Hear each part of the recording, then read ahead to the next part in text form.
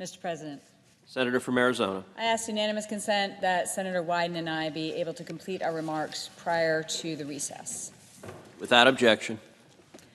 Mr. President, 5 days ago, I stood before you in this body and urged our fellow senators to reach across the aisle and to find agreement on how we can best help millions of Americans who've lost their livelihoods out of no fault of their own due to this once-in-a-century pandemic. I made a simple request for senators to be pragmatic, to meet in the middle, and to expand the unemployment benefits through Friday for 7 days, while Congress continues to work through our differences and to come up with a solution. I asked, who could possibly be against this? Well, turns out the minority leader came to the floor personally in order to object. The senator from New York decided to play political theater, thought that was more important than assisting Americans who are struggling to make ends meet. Once again, he led the way and used hardworking Arizonans and Americans as pawns in a political game. For the many Arizonans who are out of work right now, this is not a game.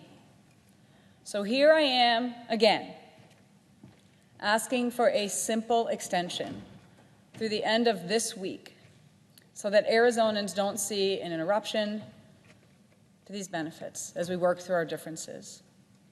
And again, I ask, who could possibly be against this? While some states continue expanded checks after they expired on Friday for a few weeks, Arizonans got their last one. These Arizonans, they live in my neighborhood, Mr. President. They live on my street. They worked paycheck to paycheck before this pandemic hit, and then they couldn't work. These Arizonans are the people who we know, like the single mom of two from Phoenix, who for the first time in her life had to rely on unemployment to survive. She's the owner of a catering business. She's seen her income drop drastically as weddings and large events continue to be canceled. The $840 she collected a week on unemployment was helping her get through, keep her afloat, keep her business and her family afloat, to care for her two sons, one of whom is autistic and requires significant support. I'm pleading with my fellow senators, as we work through our differences, let's extend her benefits for 1 week. Who could possibly be against her? I heard last week from another single mother of 3 who lives in Tucson. She told me she's terrified of falling into poverty because she's forced to live on $240 a week. The extra that we provided during this once-in-a-century pandemic helped her pay her bills and make ends meet. And I'm imploring my fellow senators to extend her benefits, keep her afloat for 1 week while we work through our differences, to address what we need to do to fight this pandemic, to defeat this virus, which we will, and provide the economic support and the recovery that we need. Because America will emerge stronger from this. We need to work through those differences. Let's just extend for a week. Who could possibly be against her? Arizona seniors are also suffering. A 70-year-old man in Arizona drove for Uber and Lyft before the pandemic hit. He can no longer safely drive strangers through Phoenix, given his high-risk status. He, too, has benefited from the extended unemployment. That additional week will really make a difference for him. So again, I urge my fellow senators, who could possibly be against him getting those benefits for another week? These are just 3 of the countless stories I've heard from Arizonans, and they're pleading with Congress to put the bickering and the dysfunction aside and work together. But when I got back home last weekend, people were asking, like, why did they object? It was 7 days. Well, you guys worked through your differences. Why can't you guys just get your act together? Why can't you just do your job?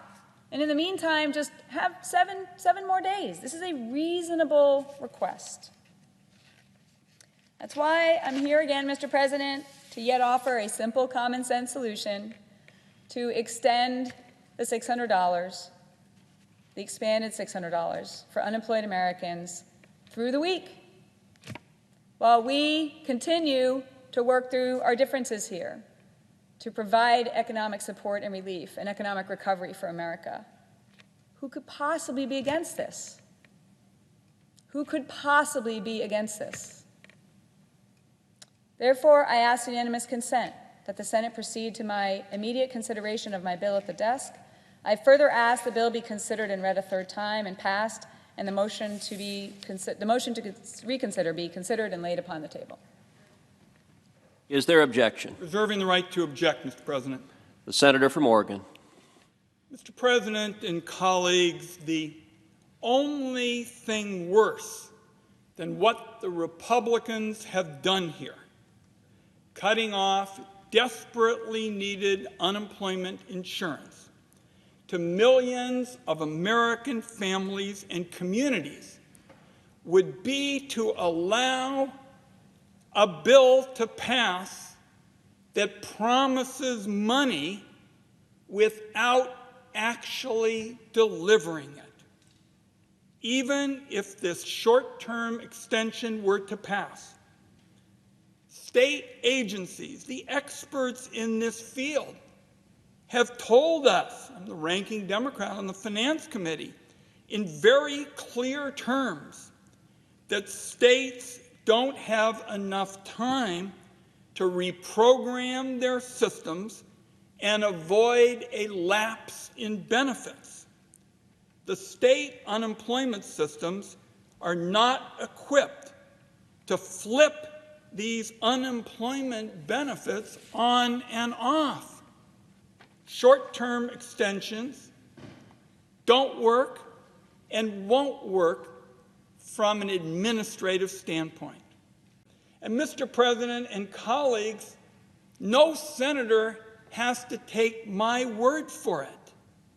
The National Association of State Workforce Agencies have said what I have just said.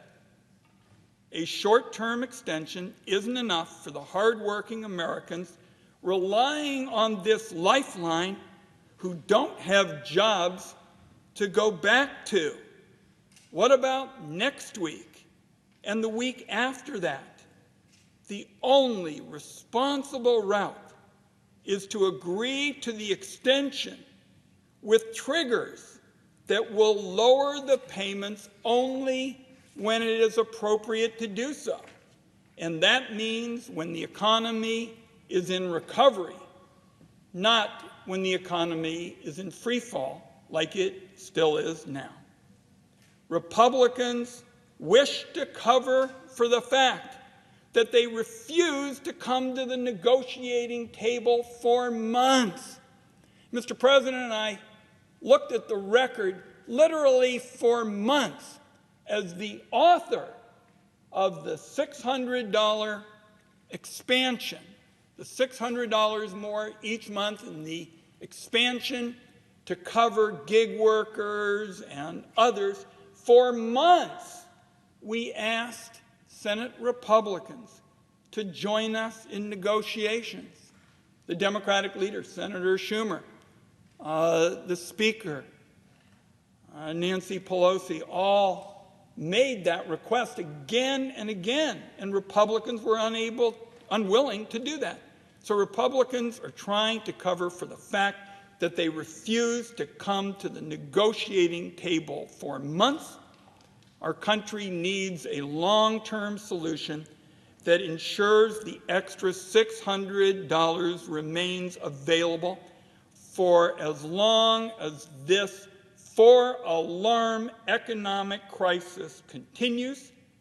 I object. Objection is heard. Mr. President, Senator from Arizona. I'm just picturing if you're one of my neighbors or one of the people I mentioned and you're watching TV right now, this is Washington speak.